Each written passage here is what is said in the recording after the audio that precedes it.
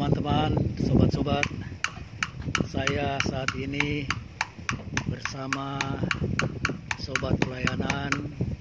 Saya menyapa dia dengan Bro Bakti. Benar kan bro? Benar kan Bro Bakti? Kalau di kau menyapa aku apa? Bro apa? Bro Tema. Kita berada di mana ini? Di ujung BKT Pantai Marunda. Oh, jadi di belakang kita itu apa itu? Yang jauh sana ke pantai itu, ke arah mana itu? Itu ke arah Marunda kalau ke sebelah kiri. Terus? Ke arah Muara Gembong kalau ke sebelah kanan. Oh, baik. Jadi kita bersyukur ya dapat tempat yang sunyi, nyaman, bisa rileks, angin sepoi-sepoi, angin laut. Kita perlu menghirup angin laut ya. Secara ilmiah ada juga itu gunaannya dalam kesehatan tubuh. Angin laut apa gunanya ya? Angin laut banyak mengandung ion negatif, oksigen, sehingga membuat kesan kita lebih segar. Di samping dia mengandung partikel garam yang membunuh bakteri dan virus. Ya, jadi saya pernah dengar atau baca informasi kalau ada flu-flu itu mestinya ke pantai hirup udara angin laut ya. Betul. Oke, dan hati yang gembira adalah obat yang manjur. Kami berbincang-bincang rileks ya, sobat-sobat teman-teman ya. Rileks ini artinya ada makna. Ya, dan kami ini secara apa namanya ya, secara garis pelayanan itu beda garis pelayanan. Tapi tujuan dan visi misi pelayanan sama. Oke, setuju itu ya? Setuju. Baik, saya mulai dulu. Ada satu pertanyaan yang enak juga sih kita lontarkan ke penonton ya. Bagaimana Anda mengisi hidup Anda di dalam kondisi yang saat ini penuh dengan campur tangan Tuhan? Kan begitu ya. Artinya kita punya batas hidup, batas umur. Dan kita tidak tahu kapan kita sampai ke batas itu. Nah, dalam menuju batas itu tentunya kita berjalan kan. Nah, orang-orang percaya berjalan arahnya tegas. Kedua, dia punya prinsip dalam berjalan. Ketiga, dia punya capaian, dia punya kerinduan, dia punya cita-cita. Saya mulai dari saya. Salah satu yang saya... Halo bro, lihat sini bro. Salah satu yang saya lakukan dalam hidup pencapaian sampai nanti titik yang Tuhan tentukan adalah pelayanan totalitas di media. Ya, bukan berarti yang lain juga saya tidak lakukan, tapi Tuhan juga mengantar saya mengalami yang namanya dunia pendidikan, mengajar, training dan segala macam. Juga pelayanan-pelayanan lain, entah itu menyampaikan firman Tuhan di mimbar, mendoakan, konseling dan sebagainya. Tapi perjalanan fokus saya puluhan tahun sampai saat ini dan sampai ke depan sana adalah pelayanan media. Kalau Bro Bakti bagaimana? Wah, kalau saya, pelayanan saya di kaki lima, di tempat-tempat termarginalkan, di tempat-tempat yang sifatnya seperti Yesus pernah berkata, ketika aku lapar kamu memberi aku makan, ketika aku haus kamu memberi aku minum, ketika aku telanjang kau memberi aku pakaian, ketika aku sakit kau mengunjungi aku, Fokus. dan ketika di penjara kau yang mengunjungi aku. Nah, karena itu saya sering ke tempat-tempat seperti itu, di penjara, di rumah sakit.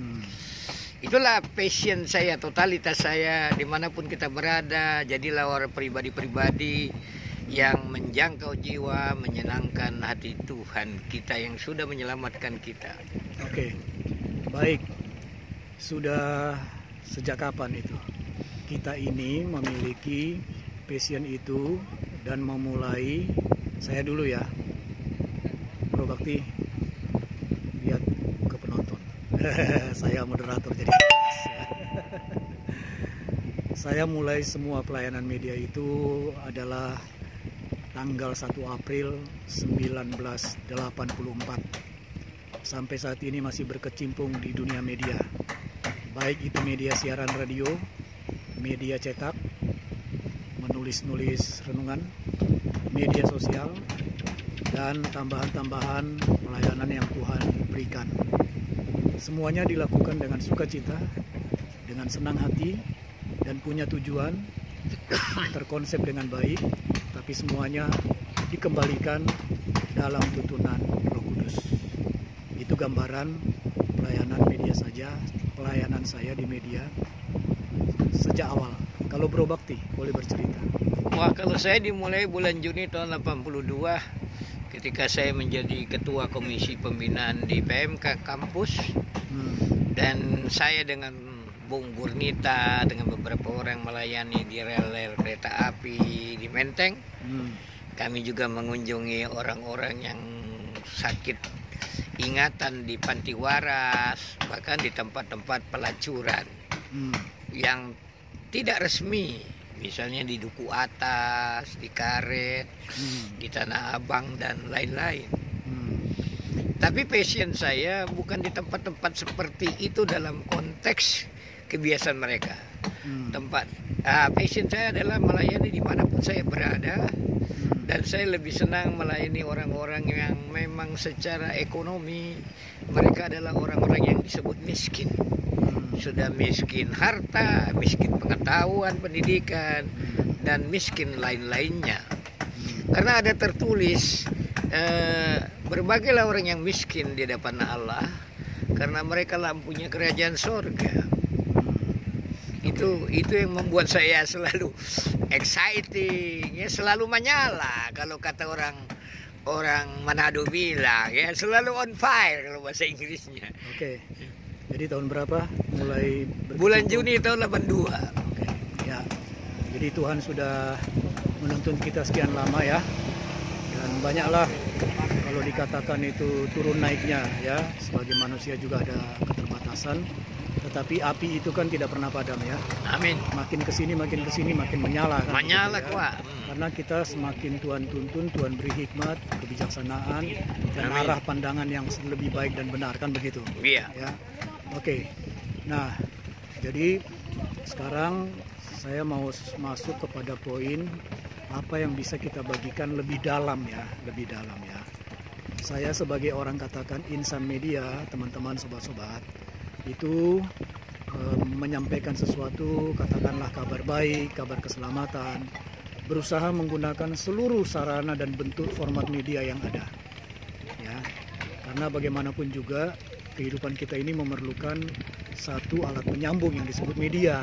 Betul. Itu kan, ya. Ada media tertulis, ada media lisan. Amin.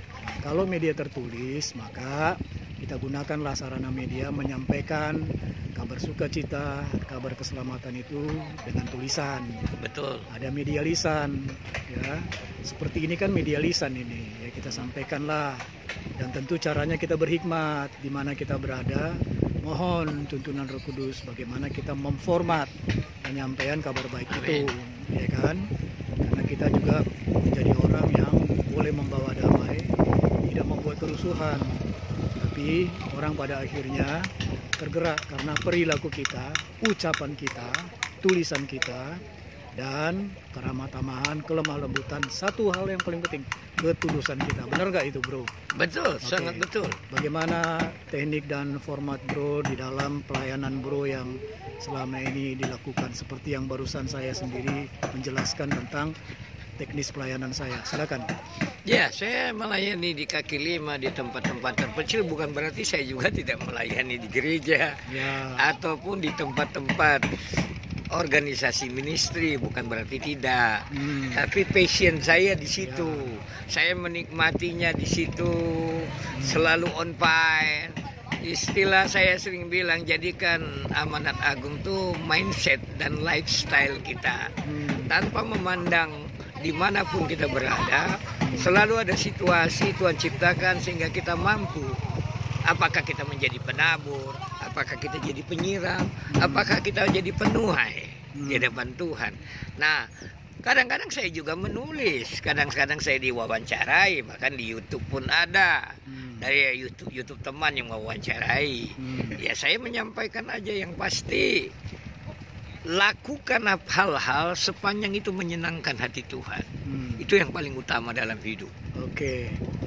Nah, kita sekarang berbagi ya. Ini kan kita sekarang duduk nih sore hari menikmati indahnya dunia. Walaupun ada sedikit unik-unik lah latar belakang kita duduk ini kan ya.